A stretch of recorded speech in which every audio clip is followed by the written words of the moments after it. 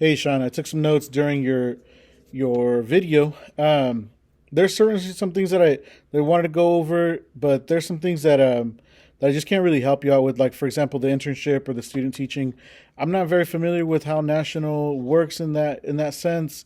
For me, this class was so I can satisfy a requirement for my master's.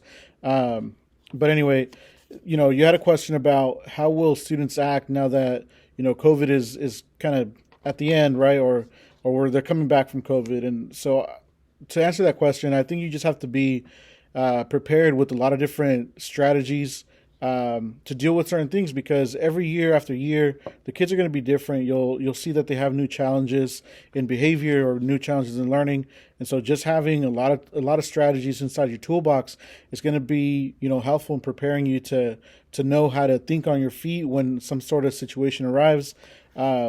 When I first started out, I would ask my admin to let me go and watch as many teachers as I could because you know even if you don't necessarily would use that strategy, or maybe you would, right? That all just kind of depends on your observations and when you go and check out other teachers.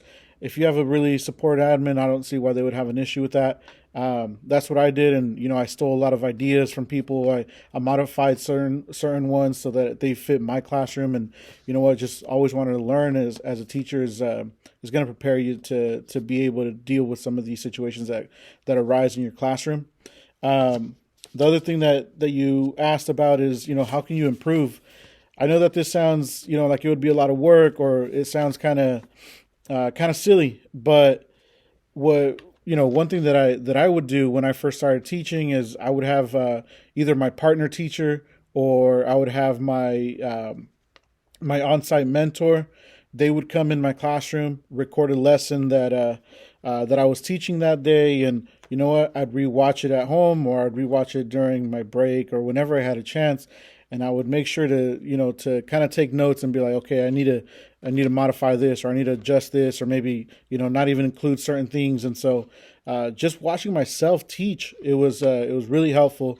I know it sounds like a lot of work, but I guarantee your first year you're gonna make a lot of mistakes, and so I would recommend doing that. That way, you learn from the mistakes. You always have them with you, and you could refer to them whenever you want.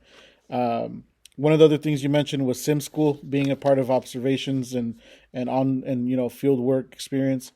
I really hope that that's not something that takes over, because in my experience with sim school in this class, I didn't like it at all. I just felt like it was unrealistic. You're never going to have a class of 12 kids. You're going to have double the size, or you're going to have kids that are real humans, and don't behave at a programmed way. And so I just felt like it was not a very good approach for me.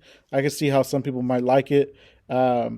But let's just hope for the best and hope that you could get inside of a classroom, because I think that's just the good experience, to have, what I mean, as far as observing other people. Best of luck, man, in your credentialing and your program through national, and hope for the best.